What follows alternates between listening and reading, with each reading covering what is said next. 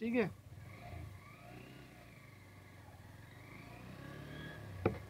First, ये second.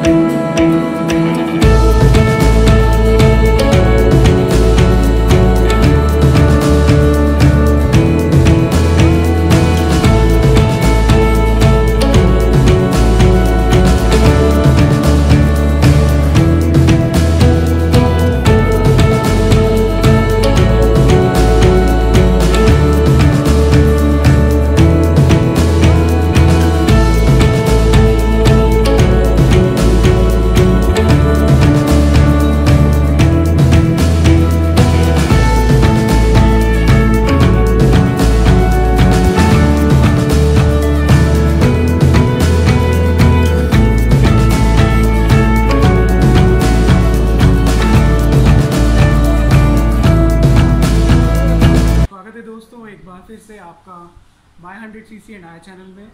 तो आज हम आए हैं होंडा शोरूम पे, बूंदी होंडा शोरूम पे, और बात करते हैं एक ऐसे मॉडल के बारे में जो अपनी एक अलग ही पहचान बना रहा है अब होंडा के उस प्रोडक्ट के रूप में जो यंगस्टर की बहुत बड़ी एक ज़रूरत है, या फिर कह सकते हैं कि उनकी बहुत बड़ी पसंद है। तो आज बात करते हैं हम होंडा हॉर्नेट 2.0 के बारे में। आइए मेरे साथ में, मैं बाइक दिखाता हूँ आपको और साथ में मैं मिलवाता हूँ सेल्स मैनेजर से। आइए, तो ये आज हमारे साथ में बूंदी होंडा की तरफ से बाइक हॉर्नेट 2.0, और इस बाइक के स्पेसिफिकेशन के बारे में बात करेंगे। हमारे साथ में मेरी ही सेल्स मैनेजर है यहाँ पे। तो बाइक के सेल्स या सर्विस से रिलेटेड जो भी बात हो तो आप इनसे बात कर सकते हैं। कॉन्टैक्ट नंबर मैं आपको डिस्क्रिप्शन में और स्क्रीन पे आपको नज़र आ जाएगा। बारे में शुरू से शुरू करते हैं, लुक से लेकर के। तो सबसे पहले बात करते हैं हम इस हेडलाइट के बारे में, जो कि LED हेडलाइट है। अगर आप इस बाइक का जो इग्निशन है उसको ऑन करेंगे तो ये वाली लाइट जलती है, और उसके बाद इंजन स्टार्ट करने के बाद ये वाली लाइट भी जलेगी, जिसको आप पासिंग स्विच से लो बीम और हाई बीम पे ले सकते हैं। तो लो बीम हाई बीम पे फोकस किया जा सकता है इसे। और उसके बाद में आप अगर इस लुक की बात करें कि सामने से जो बाइक नज़र आ रही है किस तरह की है, तो बड़ा ही अग्रेसिव सा डिज़ाइन है इस बाइक का, स्पेशली अट्रैक्ट करने के लिए यंगस्टर्स को। और वाइज़र यहाँ पे नहीं है, कुछ लोगों को लग सकता है कि काश वाइज़र होता है यहाँ पे तो और अच्छा होता, लेकिन बिना उसके भी जो इसको बाइक को एक फील दिया गया है वो बाइक बनाया गया है कुछ स्पोर्ट्स और कुछ नेकेड बाइक की तरह। सो आप दोनों का एक मिक्स कह सकते हैं कि जब बाहर सामने से देखें आप तो ये एक नेकेड बाइक की तरह लगती है, और वैसे ही अपने आप में एक टोटल स्पोर्ट्स बाइक्स है यंगस्टर्स के लिए।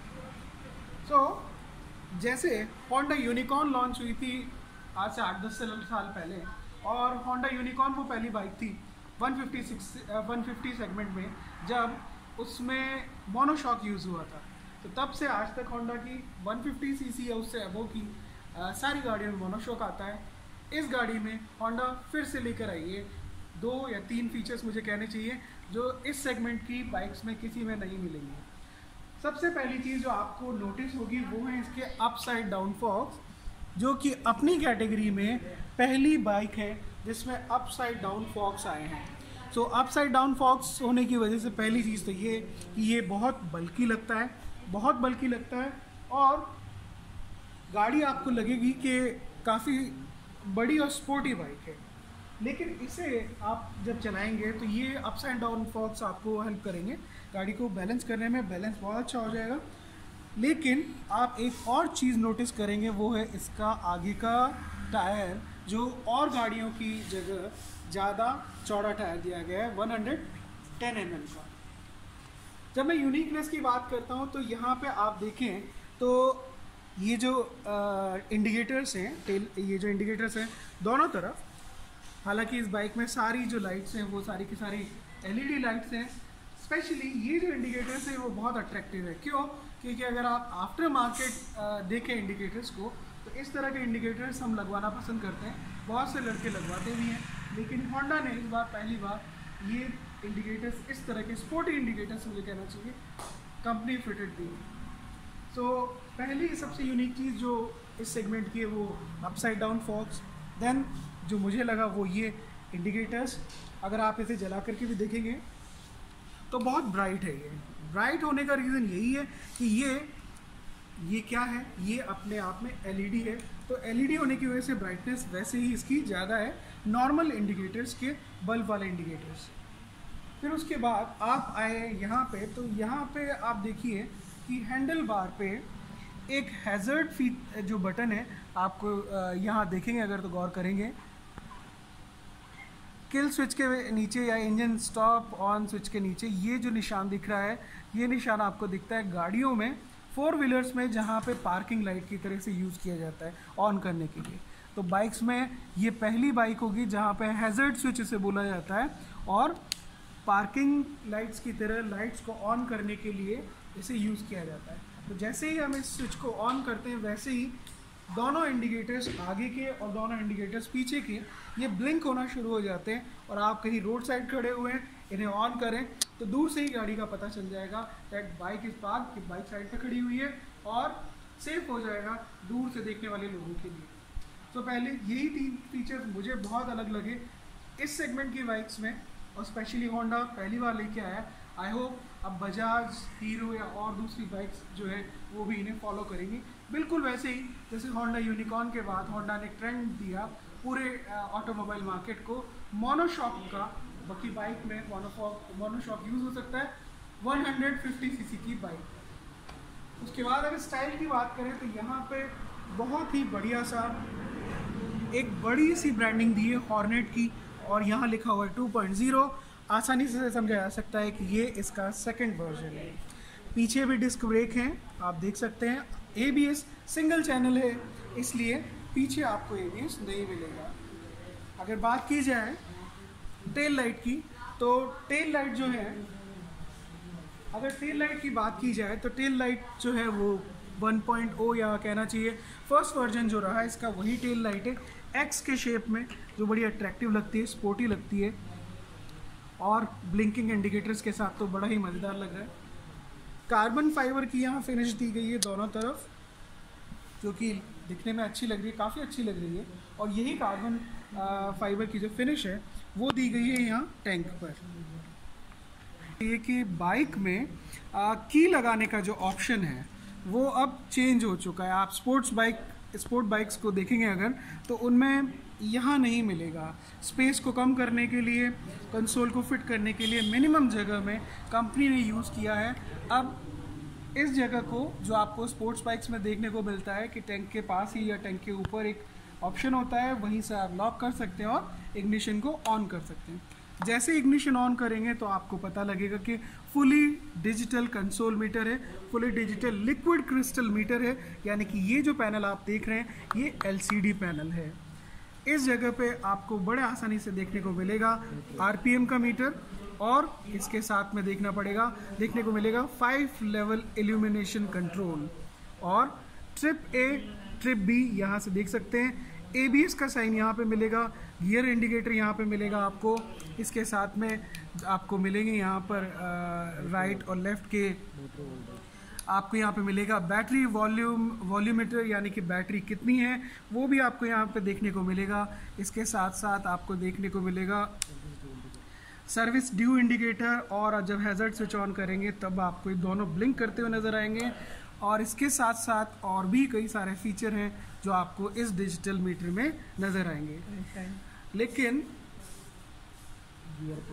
गियर पोजीशन है और कितना तेल बचा हुआ है इसके अंदर और उसमें कितना चलेगी बाइक, ये भी आपको ये मीटर दिखाएगा।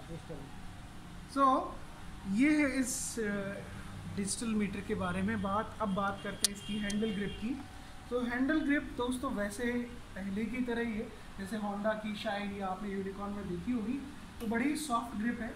और यहाँ जो ये मुझे कहना चाहिए, ये जो आपको दिया गया है स्ट्रेस फ्री राइडिंग पोजीशन है इसकी।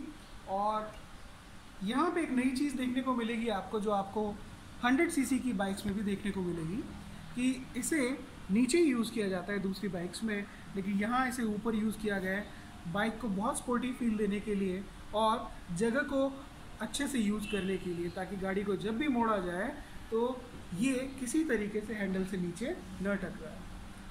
बाइक में हैंडल बार रेजर भी दिए गए हैं हैंडल बार को रेज करने के लिए, तो ये आपकी हाइट के हिसाब से ठीक हो सकते हैं। अगर ये हैंडल बार रेज नहीं किए जाए, नीचे हो, तो शायद और ज़्यादा झुकना पड़ेगा, लेकिन कंपनी ने इस बात का ध्यान रखा है और पहले से ही हैंडल बार रेजर्स लगा करके दिए। दोस्तों स्लिपर क्लच आपको इस सेगमेंट की बाइक में नहीं मिलेगा, ये आपको देखने को मिलेगा CB 350 में। लेकिन जो भी कुछ यहाँ पे दिया गया है इस पैकेज में वो बहुत ही अट्रैक्टिव है और ओवरऑल एक कंप्लीट पैकेज लगता है यंगस्टर्स को अट्रैक्ट करने के लिए। और इस सेगमेंट की बात करें तो इसमें काफ़ी सारी चीज़ें ऐसी हैं जो दूसरे सेगमेंट की बाइक, इसी सेगमेंट की दूसरी बाइक में नहीं है, चाहे वो किसी भी ब्रांड की हो। और बात की जाए राइडिंग की, तो वो हम एक बार इसकी टेस्ट राइड करके देखेंगे और फिर आपको बताएंगे कि इसका राइडिंग कैसी है, गाड़ी चलने में कैसी है।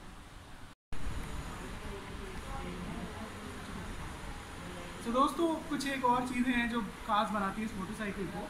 तो पुराने वर्जन से अगर कंपेयर करें तो पुराने वर्जन में हॉर्नेट में स्प्लिट सीट नहीं थी, जबकि इस बार स्प्लिट सीट दिए और काफ़ी कंफर्टेबल कुशन लगता है इसका। हाथ लगाकर आप देखें तो लगता है कि हाँ कंफर्टेबल है।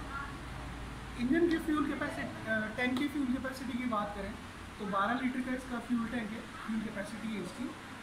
और बात की जाए अलॉय व्हील्स की, तो अलॉय व्हील्स भी पिछली बार से थोड़े अलग हैं, थोड़े और स्पोर्टी हैं और भी ज़्यादा अग्रेसिव हैं। तो 4 कलर्स में अवेलेबल है, आप शोरूम पे आकर देख सकते हैं। कलर्स अवेलेबल होंगे, नहीं होंगे तो ये करवा देंगे अवेलेबल, लेकिन ये 4 कलर ऑप्शंस में से है और कंपनी ने इसे स्टैंडर्ड या फिर कोई और दूसरे ऑप्शंस में नहीं उतारा है। एक ही मॉडल है तो इस बार आपके सामने एक ही ऑप्शन होगा, लेकिन जो भी स्टैंडर्ड एसेसरीज फिट करके कंपनी ने दी हैं या ऑप्शंस जो कंपनी दे रही है वो बिल्कुल यूज़फुल है। एक और ख़ास बात, पिछले वाले वर्जन में आपको केवल आगे के पहिए में डिस्क ब्रेक मिलता था और अगर आपको दोनों में डिस्क ब्रेक चाहिए तो वो एक अलग ऑप्शन होता था, जबकि इस बार ये स्टैंडर्ड फीचर है। मतलब आप जो बाइक लेंगे तो उसमें आपको ड्यूअल डिस्क ब्रेक मिलेगा ही मिलेगा। तो सेफ्टी फर्स्ट। गोल्डन कलर बड़ा अट्रैक्टिव बनाता है इसे।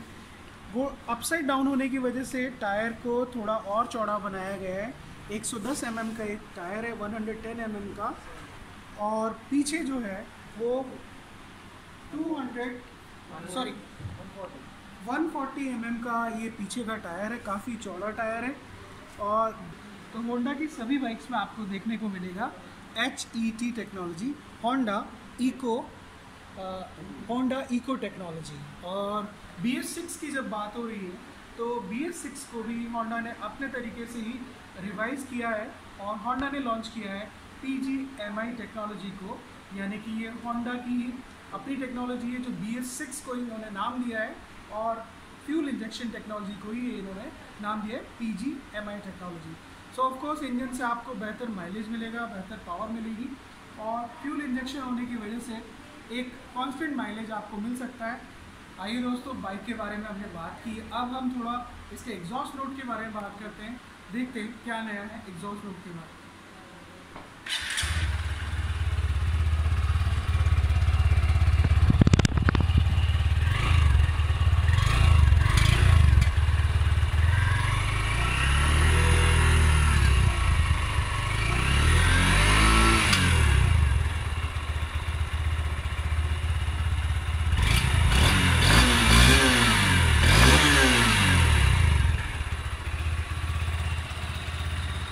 अगर आप सोचते हैं कि BS6 बाइक्स में किसी तरह का कोई आपको नई टेक्नोलॉजी है, तो कोई किसी तरह का शक हो, या फिर आपको लगे कि मन में हिचक है, तो आप होंडा पे विश्वास कर सकते हैं, क्योंकि पहले होंडा शील्ड प्रोग्राम में 2 साल की 2 इयर्स की वारंटी मिलती थी, और इस बार PGMI टेक्नोलॉजी के साथ में, जिसे BS6 कहा जा सकता है, होंडा ने 3 साल की 3 साल की वारंटी दी है, और 1 साल वारंटी को और बढ़ा दिया है। तो आप समझ सकते हैं कि 2 साल से जब होंडा ने अपनी एक कहना चाहिए कि वारंटी को 3 साल बढ़ाया है इंजन को लेकर के, तो कितने विश्वसनीयता है। और इन 3 साल की वारंटी को आप और 3 साल बढ़ा सकते हैं थोड़े से और पैसे देके, यानी कि 3 + 3 ईयर्स का आप प्रोग्राम होंडा के साथ ज्वाइन कर सकते हैं, और अपनी इंजन वारंटी को और ज़्यादा एक्सटेंड। ठीक है,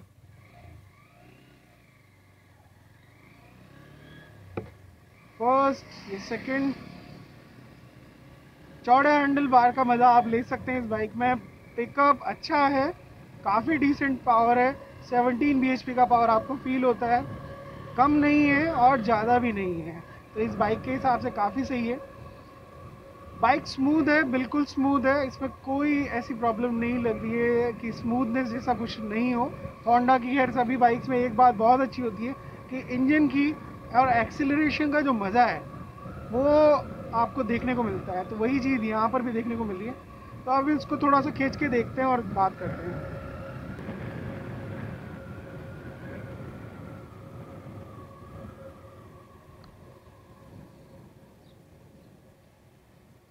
एटी km/h पे भी काफ़ी स्मूथ है गाड़ी, बहुत स्मूथ है, कोई ऐसा नहीं लगता कि बहुत ज़्यादा कोई वाइब्रेशन हो रहे हैं या फिर बहुत ज़्यादा खिंच रही है गाड़ी।